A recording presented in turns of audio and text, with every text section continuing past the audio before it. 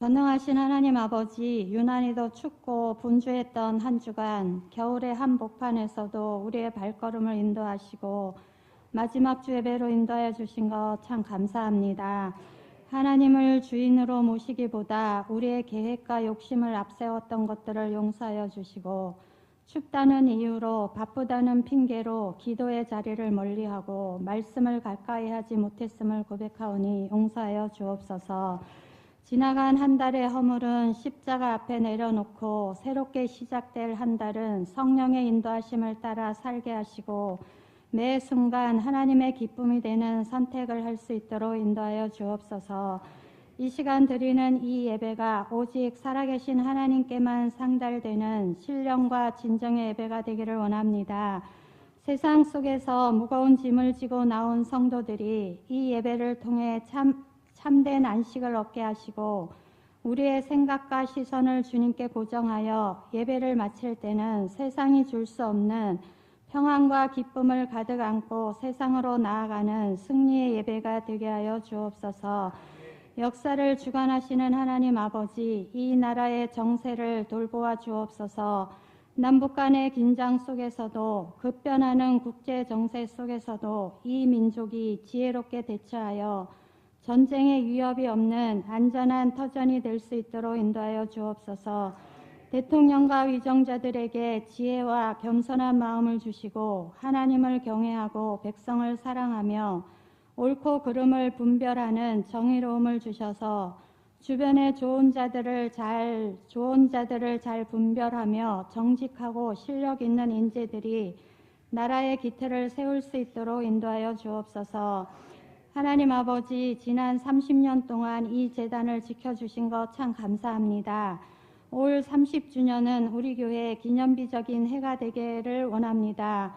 성도들의 간절한 염원과 헌신과 기도로 성전을 건축하여 편하게 예배는 드리지만 아직 남아있는 부채와 대출의 짐으로 인해 온전한 헌당을 드리지 못하고 있습니다. 뜻깊은 해 올해는 모든 경제적 묶임이 풀리고 온전히 주님께 성전을 올려드리는 헌당의 기쁨을 누리는 역사가 있게 하여 주옵소서. 2014 비전을 이루어가는 과정 중에도 온 교회가 사랑으로 하나 되어 12명의 제자를 삼았던 예수님의 발자취를 따르게 하시고 12명 제자 삼는 일에 거룩한 만남의 문을 열어주시사 모든 성도가 같은 마음, 같은 뜻, 같은 열매를 맺게 하여 주옵소서. 하나님 아버지, 올 한 해는 모든 성도들이 주님께 미치고 기도에, 말씀에, 전도에 미쳐서 살았던 때를 회복하는 한 해가 되게 하여 주옵소서. 특별히 연약한 교회 학교 이외 은혜를 베풀어 주시길 원합니다. 먼저 교사들에게 성령의 충만함을 허락하여 주시고 삶 속에 감사와 기쁨이 넘치게 하여 주옵소서. 장차 우리 아이들이 하나님 나라의 귀한 기둥들이 될 것을 믿음의 눈으로 바라보게 하시고 눈물을 흘리며 씨를 뿌리는 자는 기쁨으로 거두리라 하신 말씀 붙들고 무릎 꿇을 때 다음 세대가 살아나는 역사를 경험케 하여 주옵소서. 하나님, 새벽 이슬 같은 우리 청년부가 활성화되게 하시고 저들이 마음껏 꿈을 꾸며 예배할 수 있는 청년 공동체가 세워지기를 원합니다. 청년의 때에 창조주 하나님을 기억하라고 하신 연약한 청년 부서들의 삶이 시냇가에 심은 나무처럼 늘 푸르게 하시고 우리 청년들이 세워짐으로 교회가 생명력이 넘치고 창의적인 생각과 열정이 역동적으로 살아 움직이는 교회가 되게 하여 주옵소서. 여러 가지 질병으로 노안으로 힘들어하는 성도들을 기억하사 위로하시고 만지시고 고쳐주옵소서. 날마다 자신과의 싸움에서 이겨내게 하사 평안을 누리게 인도하여 주옵소서. 매주일 이른 시간부터 예배를 돕기 위해 찬양으로 헌신하는 찬양대 찬양을 기뻐 받아주시고 예배를 위해 헌신하는 모든 지체들에게 하늘의 신령한 복을 더하시고 지치지 않도록 건강을 허락하여 주옵소서. 오늘도 하나님의 말씀을 대언하시는 담임 목사님 영권을 7배나 더하셔서 영감 목회하게 하시고 영육의 강건함과 성령 충만함으로 올해 주신 목회 계획이 주님이 기뻐하시는 대로 성취되게 하여 주옵소서. 선포되는 말씀을 통해 상처 입은 자들에게는 위로의 말씀으로 낙심한 자들에게는 새 소망을 주는 생명의 양식이 되게 하여 주옵소서. 또한 메마른 심령들을 깨우는 말씀이 되어 2월을 살아갈 능력의 지팡이가 되게 하여 주옵소서. 오직 주님께만 영광 돌리는 예배가 되기를 원하옵고 예수 그리스도 이름으로 기도드립니다. 아멘.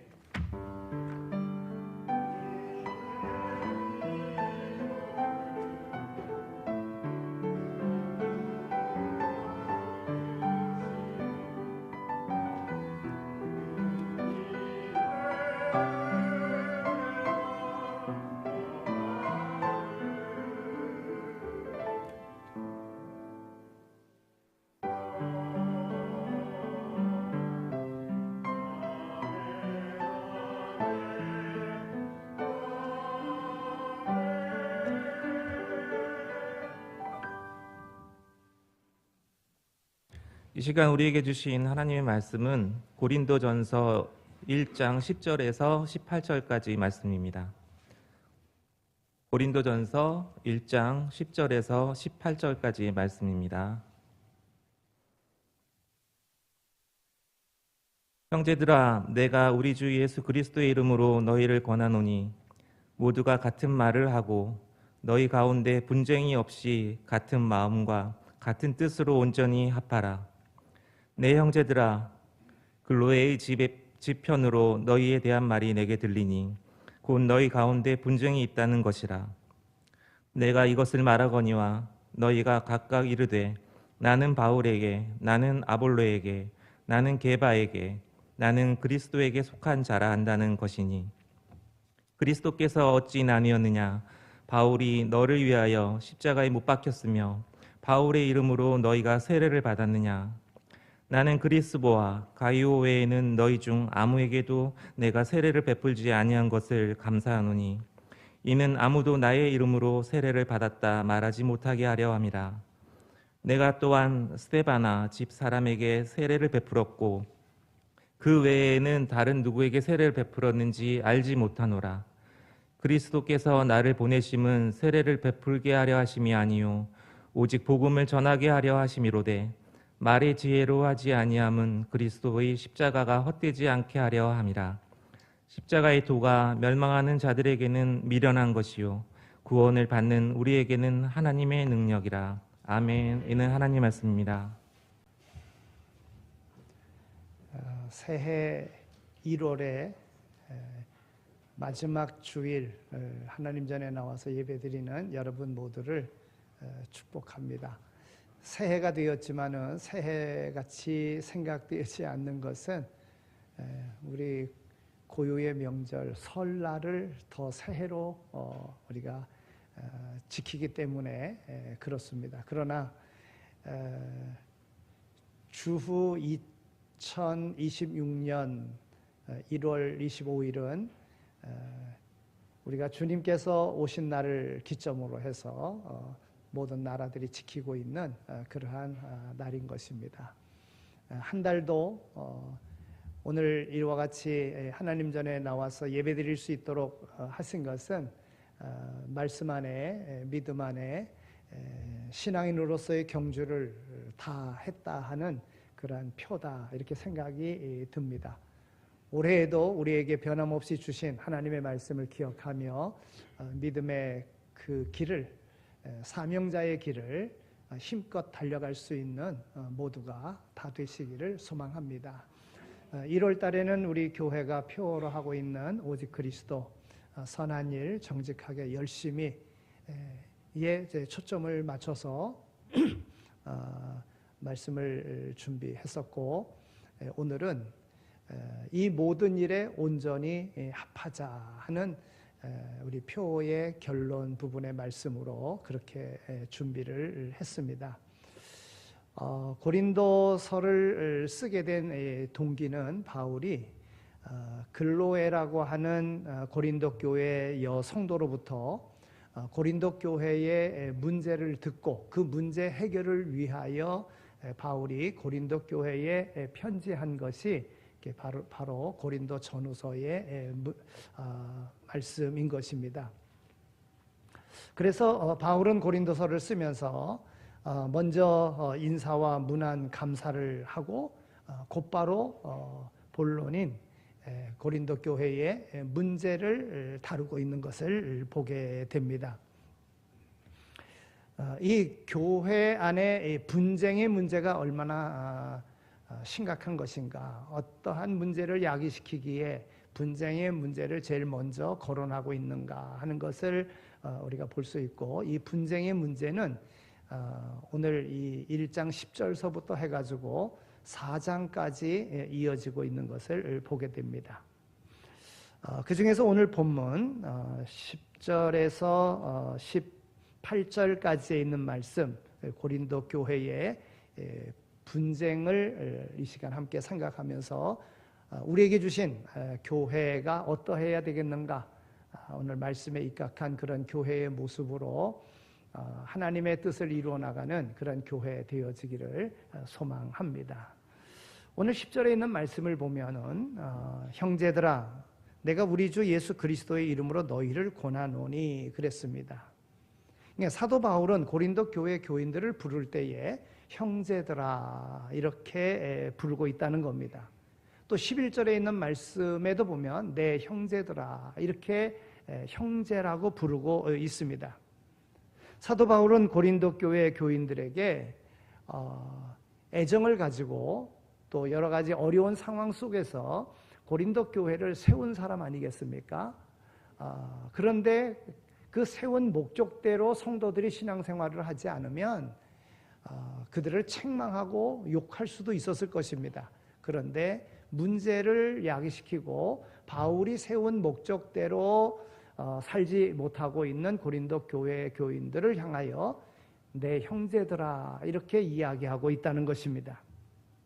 바울이 세웠기 때문에 또 바울이 복음을 전하고 가르치고 해서 세운 교회이기에 그들을 향하여 이 싸움쟁이들아, 이 골치 아픈 사람들아, 이 배은망덕한 사람들아 이렇게 부를 수도 있는 그러한 위치요, 그런 상황입니다. 그럼에도 불구하고 내 형제들아, 형제들아 이렇게 불렀다고 하는 것입니다.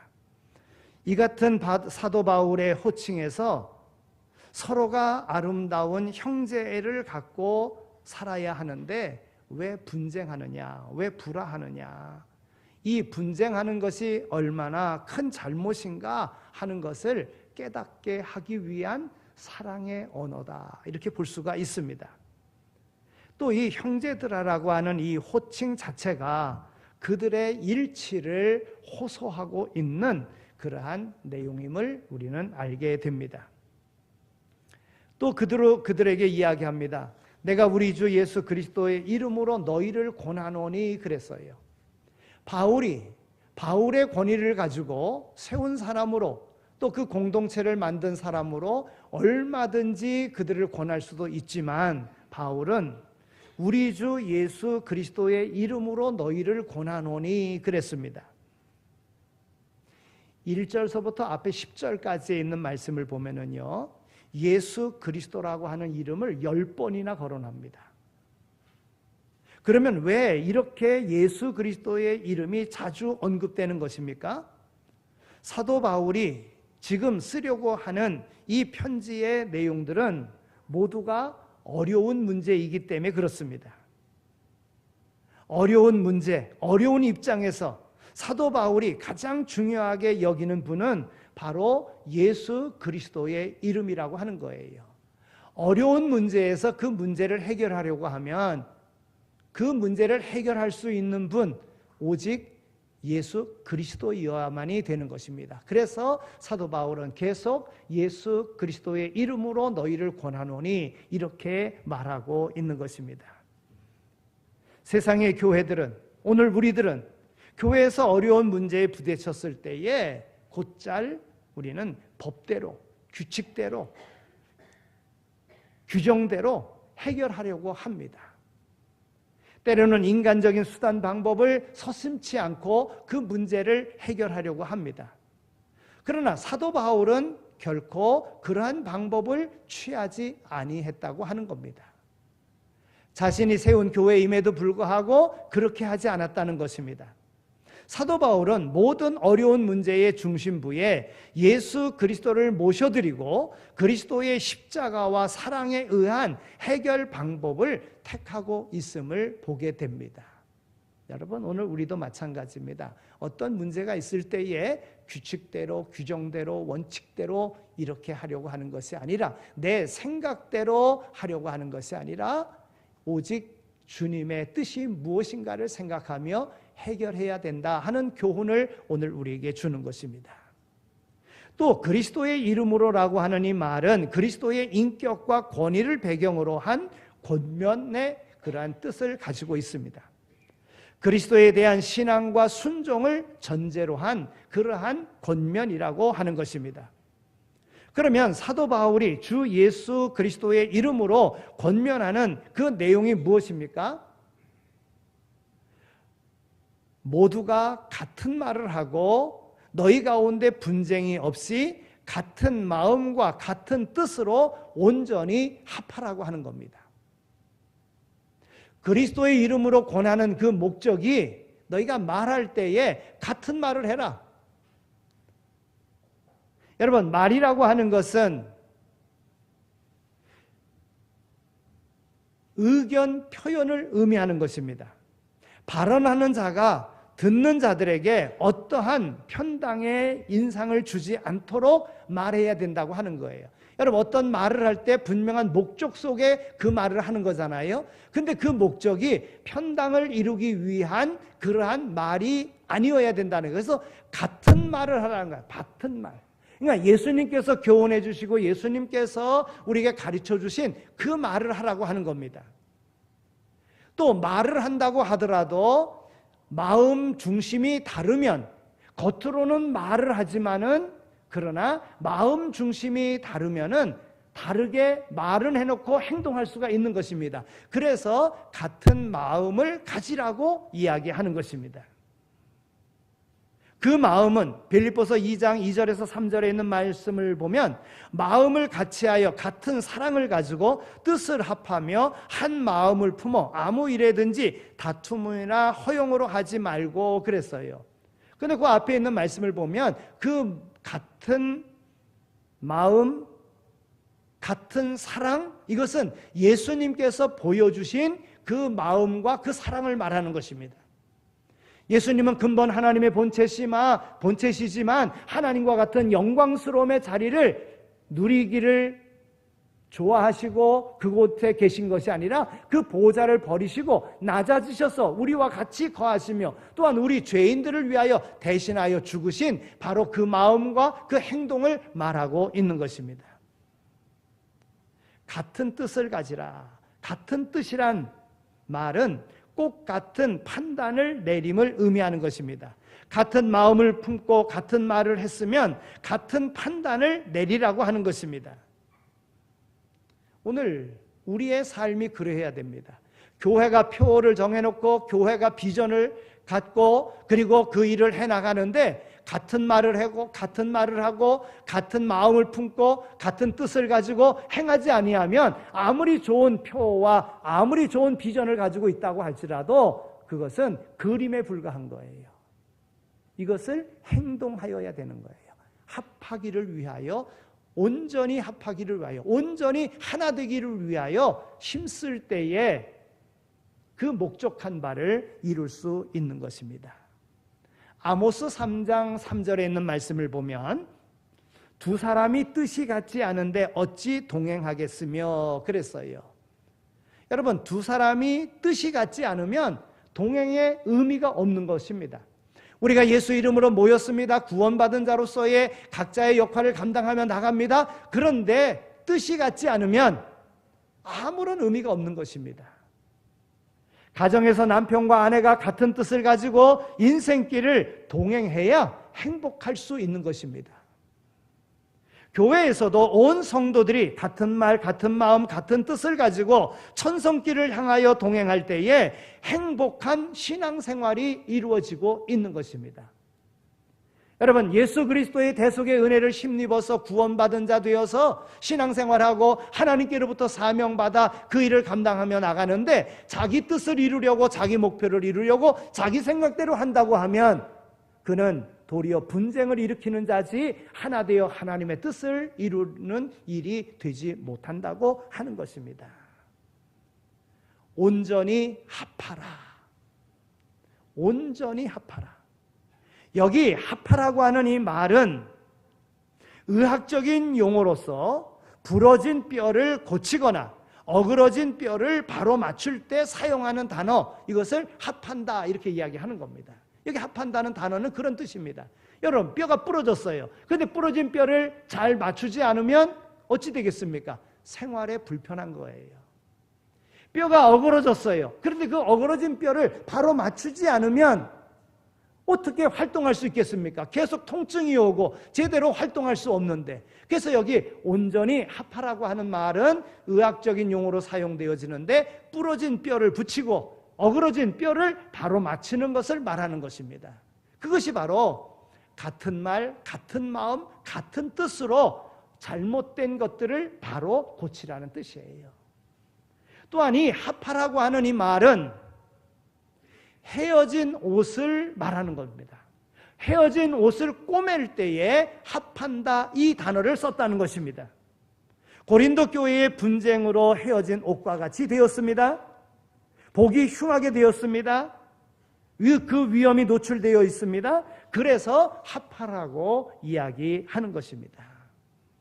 그러면 고린도 교회의 이 같은 위험한 분쟁의 진상은 무엇입니까? 오늘 12절에 있는 말씀을 보면 내가 이것을 말하거니와 너희가 각각 이르되 나는 바울에게, 나는 아볼로에게, 나는 게바에게, 나는 그리스도에게 속한 자라 한다는 것이니 그랬어요. 사도 바울은 여기서 고린도 교회 내에 있는 4개의 분파를 지적합니다. 고린도 교회의 분쟁은 신앙이나 무슨 깊은 신학상의 차이에서 온 것이 아니고 인간 지도자 숭배에서 비롯된 감정적인 것이었음을 우리는 발견하게 됩니다. 정작 여기에 나오는 바울이나 아볼로나 베드로와 같은 이 훌륭한 인물들은 분쟁과 하등에 아무 상관이 없는 인물들입니다. 나를 추종하라, 나를 따르라 이렇게 이야기하지 않았습니다. 그냥 고린도 교회 내에서 그들 스스로가 나는 게바에게, 나는 바울에게, 나는 그리스도에게 속했다고 스스로가 그냥 정해놓고 그 사람을 우상화하면서 그렇게 나는 거기에 속한 자다, 자신들의 모임 공동체가 옳다라고 이야기하고 있는 것입니다. 여기에 바울은 제일 먼저 자기에게 속했다고 하는, 내게 속하라고 말한 것도 없는데 내게 속했다고 하는 바울파에 속한 사람들을 아주 적나라하게 그들의 잘못을 지적하고 있습니다. 내가 언제 세례를 줘서 내 편을 만들었느냐? 내가 언제 너희들을 위하여 내가 십자가에 죽었느냐? 하면서 그들을 책망합니다. 여러분, 여기 바울파라고 하는 것은 교회를 세운 바울을 중심으로 주도권을 가지려고 하는 사람입니다. 여기 아볼로파는 바울이 교회를 세우고 전도 여행을 다니면서 아볼로는 고린도 교회의 담임 목사였습니다.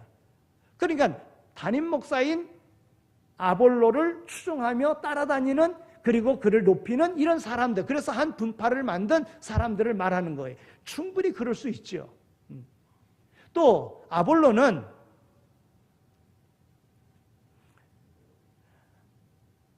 알렉산드리아 출신 유대인으로서 성경 지식이 해박했고 뛰어난 응병가였습니다. 설교를 아주 잘했습니다. 그러니까 사람들을 얼마든지 현혹하고 사람들을 감동시킬 그런 능력이 있는 사람이었습니다. 그냥 그를 높이면서 나는 아볼로에게 속했다 이러는 거예요. 어떤 이는 게바에게 속했다고 이야기합니다. 여러분, 게바가 누굽니까? 게바가 원래 베드로, 본래 이름이 게바 아닙니까? 예수님의 제자 중에 수제자라고 이야기하는, 대표가 되는 제자라고 하는, 우리는 베드로에게 속했다 이렇게 이야기하는 거예요.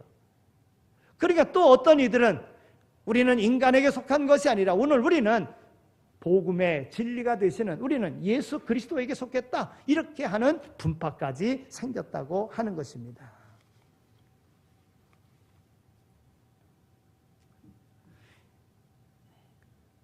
이 4개의 당파는 저마다 그럴듯한 구실을 가지고 있었습니다. 그러나 사도 바울은 이 모든 당파를 전면적으로 부정하고 나섭니다. 심지어는 자기 이름을 가진 바울파에 대해서도 전혀 호의를 갖지 않습니다. 13절에 있는 말씀을 보면 그리스도께서 어찌 나뉘었느냐, 바울이 너희를 위하여 십자가에 못 박혔으며 바울의 이름으로 너희가 세례를 받았느냐, 이렇게 이야기를 합니다. 그리스도께서 어찌 나뉘었느냐, 이 말은 그리스도는 결코 나누어질 수 없는 분이라고 하는 것입니다.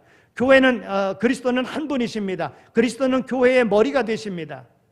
주님은 한 분으로 신자들이 분쟁할 수 없는 것입니다. 바울이 너희를 위하여 십자가에 못 박혔으며 바울의 이름으로 세례를 받았느냐, 바울은 여기에서 고린도 교회의 분쟁을 강경하게 책망하는데, 이러한 책망 속에는 사도 바울의 그러한 자신을 높이는, 사람들은 다 그렇잖아요. 누군가 자기를 추정하고 자기를 높이려고 하면 그럼 기분이 좋잖아요. 그리고 그것을 계속 유지하려고 하잖아요. 그럴 때 바울은 아주 냉정하게 책망하고 있는 것을 봅니다. 내가 언제 너희를 위하여 세례를 줬느냐? 내가 언제 너희를 위하여 십자가에 죽었느냐? 하면서 그런 분파는 옳지 않은 것임을 분명하게 말해주고 있습니다. 바울은 아볼로가 너희를 위하여 십자가에 못 박힌 일이 있는가? 혹은 베드로가 너희를 위하여 십자가에 못 박힌 일이 있는가? 하지 않고 자기 이름을 사용한 당파를 아주 무섭게 책망하고 있는 것입니다. 여러분, 보통은 어떤 문제를 해결할 때 다른 사람을 가지고 우리가 이야기를 하지 않습니까? 베드로나 아볼로를 가지고 책망할 수도 있는 거 아니겠습니까? 그러나 그렇게 하지 않았다는 거예요. 자기 문제를 가지고 자기의 뜻이 아님을 분명하게 이야기했다 하는 것입니다. 너희가 내 이름으로 세례를 받았느냐? 여러분, 당시에는요, 세례를 받는다는 것은 그 파에 속한다는 그런 의미가 있습니다. 어떤 단체에 소속된다 할 때에 소속되는 그런 의미가 있었습니다. 기독교인이 된다고 했을 때에는 바로 세례받는 것을 통해서 기독교인이 되는데, 내가 내 파에 속하도록 하기 위하여, 나를 추종하는 자가 되게 하게끔 위하여 내가 세례를 베풀었느냐? 바울은 그런 적이 없다고 이야기합니다. 예수님께서는요, 마태복음 28장 19절에서 아버지와 아들과 성령의 이름으로 세례를 베풀고 그랬어요. 여러분, 세례를 베풀어도 아버지와 아들과 성령의 이름으로 세례를 베풀고 그랬어요. 여러분, 분파 분쟁이 일어나는데 나는 누구에게 세례를 받았다 하면서 자기를 월등하게 생각하는 사람이 있어요. 그래서는 안 된다고 하는 것입니다. 결혼 주례를 하고 결혼을 해도 내가 결혼시켰는데 이게 아니라, 결혼은 성부와 성자와 성령의 이름으로 부부가 되었음을 선포하는 겁니다. 하나님께서 짝지어 주신 것입니다. 세례를 베풀어도 성부와 성자와 성령의 이름으로 세례를 주는 것입니다. 주님께서, 하나님께서 주시는 것입니다. 그런데 이것을 인간적인 생각으로 자기 안에 속하게끔 하기 위하여 한다고 하면 이것은 분파를 나누는데 근거가 된다고 하는 거예요. 바울은 그래서 그 부분을 분명하게 이야기하고 있는 것입니다. 14절에서 바울은 이렇게 이야기합니다. 나는 그리스도와 가이오 외에는 너희 중 아무에게도 내가 세례를 주지 아니한 것을 내가 감사하노니 그랬어요. 여러분, 분명하게 기억하고 있습니다. 내가 2명 외에는, 특별한 상황 속에 내가 2명 외에는 내가 세례를 준 적 없다. 내 편으로 만들기 위하여 내가 한 적 한 번도 없다, 얘기하는 것입니다. 고린도 교회처럼 분쟁이 심한 교회들은요, 세례까지도 분쟁의 불씨가 될 수 있습니다. 왜냐하면 누구에게 세례를 받았느냐에 따라서 이리저리 나누어지고 할 수 있는 여지가 있기 때문에 그렇습니다. 여러분, 누구한테 세례 받았어요? 세례 받았다고 그랬을 때 누구에게 받았어요? 하나님께로부터 받은 거예요. 성령님께로부터, 예수께로부터 받은 거예요. 예수님이 명하셨잖아요. 아버지와 아들과 성령의 이름으로 세례를 주고, 그래서 그 역할을 받은 자가, 기름 부음 받은 자가 세례를 준 거예요. 대신한 거예요. 그럼 누가 준 겁니까? 우리 주님께서 우리를 대신하여 죽으시고 우리를 구원하시기 위하여 오늘 우리에게 십자가에 죽으신 그 공로를, 그래서 예수님의 이름으로 우리는 세례를 받은 겁니다.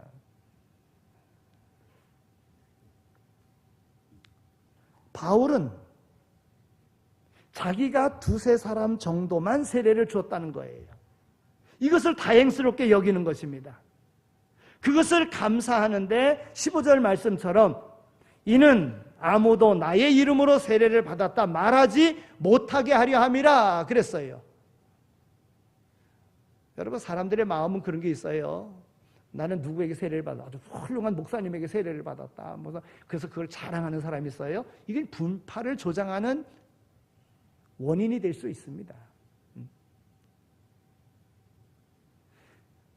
바울은 그래서 이런 분파가 얼마나 나쁜 것인가를 이야기하기 위해서 그 당시 세례를 받는 것, 누구에게 받았느냐에 대한 것을 분명하게 이야기하면서 내가 세례를 주지 않았다, 내 편을 만들기 위해서 말입니다. 오늘 17절에 있는 말씀에서 보면 그리스도께서 나를 보내심은 세례를 베풀게 하려 하심이 아니요 오직 복음을 전하게 하심이니라 그랬어요. 바울의 주된 사명은 복음을 전하는 데 있는 것입니다. 복음 전하는 데. 여기 바울의 말은 세례를 무시한다는 뜻이 아닙니다. 주님의 최후 명령 속에도 분명하게 복음을 전파하고 세례를 베풀라고 말씀하셨습니다. 다만 17절 말씀은 복음 전도와 세례의 관계에 있어서 전도가 더욱 중요한 것임을 강조하고 있는 것입니다. 그러니까 우리는 내 편 만들기 위해서 힘쓸 것이 아니라 그가 구원받기를 위하여 힘쓰는 자가 되어야 된다는 것. 이것이 바로 분쟁하지 아니하고 주님의 뜻을 이루는 그런 삶을 살아가는 것입니다. 바울은 분쟁의 원인을, 분쟁의 그 모든 문제를 어떻게 해결합니까? 고린도 교회는 하나님의 말씀을 잘 가르치는 그런 언변 있는 목회자를 둔 그런 교회입니다. 복음 진리를 이해하고 깨닫는 지식이 풍부했었던 그런 교회입니다. 모든 은혜에도 부족함이 없을 만큼 풍성한 은혜를 받은 그런 교회였습니다. 예수 그리스도의 재림에 대한 그러한 대망의 마음을 가지고 살았던 그런 교회였습니다. 이토록 축복을 많이 받은, 감사할 일이 많은 고린도 교회였지만 그 교회도 지상교회요 유형교회인지라 문제도 많은 교회였다 하는 것입니다. 그 많은 문제 중에서도 사도 바울이 맨 먼저 다룬 문제는 고린도 교회의 분쟁의 문제였습니다. 그 같은 분쟁의 초점이 무엇이었습니까? 교리적이고 신학적인 문제가 쟁점이라기보다는 나는 바울에게, 나는 아볼로에게, 나는 게바에게, 나는 그리스도에게 속하였다고 하는 시시하고 지엽적이고 가소롭고 부질없는 그러한 당파 싸움에서 분쟁이 일어났다고 하는 것입니다. 오늘 우리가 가져야 될 교훈은 바로 그것입니다. 오늘 우리의 신앙생활은 구원받는 데 있습니다. 천국 가는 데 있습니다. 오늘 우리의 신앙생활은 하나님께서 우리에게 베풀으신 바 은혜에 감사하며 그 감사함을 우리의 삶을 통하여 보답하는 데 있습니다. 바울에게 있어서는 그가 죄인들의 괴수요, 예수 믿는 사람들을 핍박하던 자요, 그럼에도 불구하고 하나님의 놀라운 은혜를 받아서 그가 구원받을 수 있었던 것은 이제 온 세계를 향하여 복음 전하는 전도자가 되려고 하는 이 사명을 그가 받은 것입니다. 그래서 각곳 세계 온 사방을 다니면서 복음을 전했던 것이고 교회를 세웠던 것입니다. 그런데 자기의 세운 목적과는 다르게, 주님께서 세우신 목적과는 다르게 교회가 분파 분쟁으로 혼란케 되어지니 그 일에 대하여 적나라하게 가장 먼저 교회는 분쟁하면 안 된다 이야기해주고 있는 것입니다. 예수 그리스도를 문제의 중심에 모셔드리고 그리스도의 십자가와 사랑으로 이 분쟁의 문제를 해결하고 있는 바울의 모습을 보게 됩니다. 오늘 우리가 가져야 될 모습인 줄로 믿습니다. 사도 바울은 자기를 추종하는 바울주의, 바울파를 아주 냉정하게 그들을 비판했습니다. 그들을 책망했습니다. 오늘 교회 안에도 이러한 풍조가 지역 감정 속에 분파를 만들려고 하는, 그리고 어떤 특정한 목적을 가지고 분파를 만들려고 하는, 파당을 지으려고 하는 그런 무리들이 있다고 하는 것입니다. 초대교회 이래 영적 생명력을 가장 풍부하게 지녔던 초대교회로부터 계속적으로 분쟁은 계속적으로 이어왔음을 우리는 알게 됩니다. 하나였었던 장로교회가 고심파가 나눠지고, 하나였던 장로교회가 합동과 통합으로 나눠졌습니다.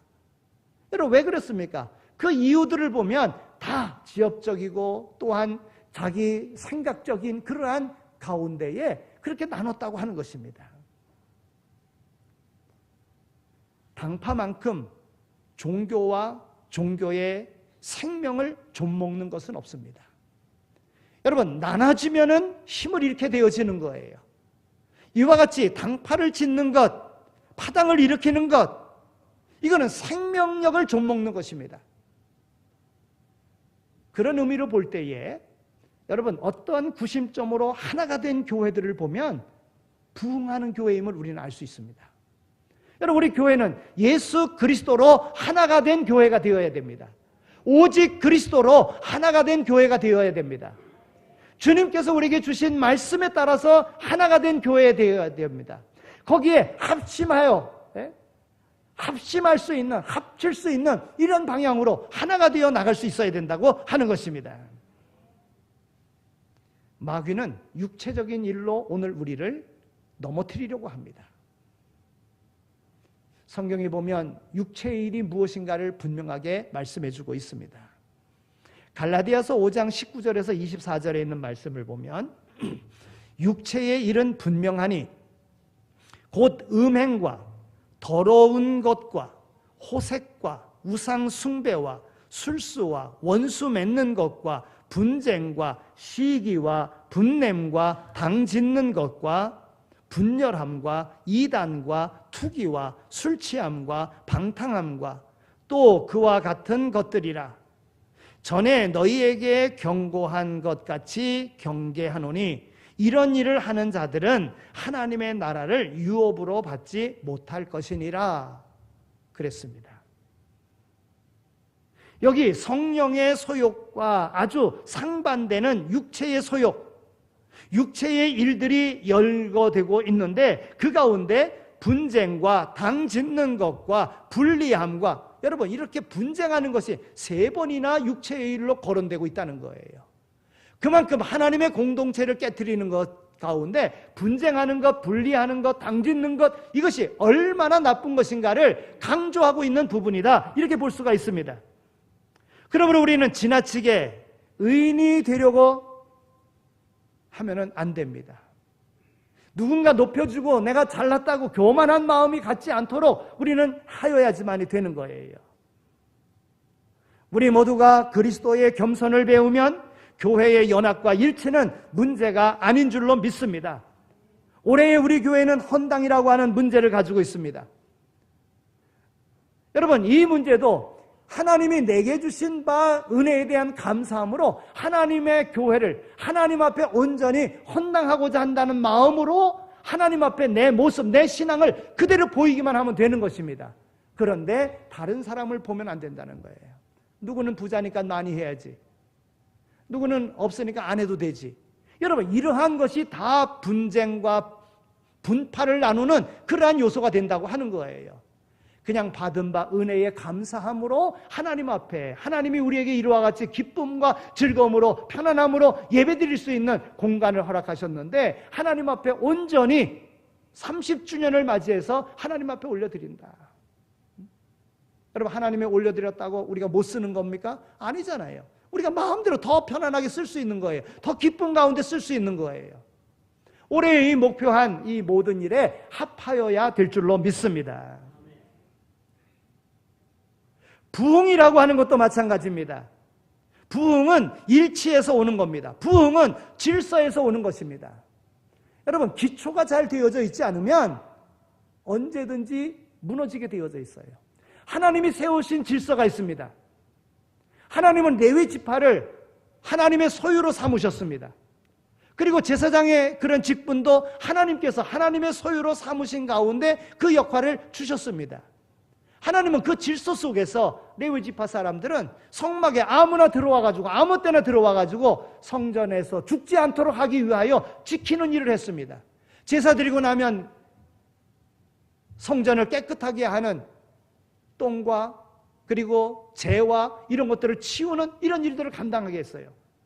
또 짐승의 피를 가지고 하나님의 전에 들어가서 그 성전에 들어가서 성소에 들어가서 그 죄를 사하는데 번제단에 뿌리고 하는 이 일을 목숨을 걸고 감당하는 일을 레위 사람들이 했다고요. 제사장들이 했다고요. 하나님은 이와 같은 질서를 세워놨습니다. 이 질서를 무너뜨리는 것 결국은 파당을 짓고자 하는 가운데 이루어지는 겁니다. 자기의 의의를 드러내고자 하는데 그 모든 질서를 깨트리는 겁니다. 오늘 성경 말씀은 분명하게 이야기하고 있습니다. 이런 일을 하는 자들은 하나님의 나라를 유업으로 받지 못하느니라 그랬습니다. 여러분, 우리의 믿음 생활의 궁극적인 목적이 뭡니까? 하나님과 단절된 것, 그것을 연결시키기 위해서 그런 거 아니겠어요? 그 연결을 예수님께서 시켜주신 거 아니겠어요? 죄의 문제를 예수님께서 대신 갚아주신 것 아니겠어요? 그러면 그 은혜에 감사하면서 하나님을 기쁘시게 하는 삶의 자리로 나가며 내게 주신 바 사명이 무엇인가? 그것을 충성되이 감당하면 된다는 거예요. 요새는 K-팝뿐만이 아니라 K-푸드도 아주 세계에 영향력을 끼치고 있습니다. 그럼 한국의 음식이 뭐가 그렇게, 한국 음식 그러면 뭐 얘기합니까? 한국 음식이 뭡니까? 김치. 또 뭐 있습니까? 비빔밥. 또 뭐 있습니까? 떡볶이. 그러니까 한국의 음식인 거예요. 이것이 벌써 세계로 막 이렇게 나가고 있어요. 그 외에도 많이 있습니다만은 제가 오늘 비빔밥을 얘기하려고 그래요. 여러분, 밥만으로 맛있는 비빔밥 만들 수 있습니까?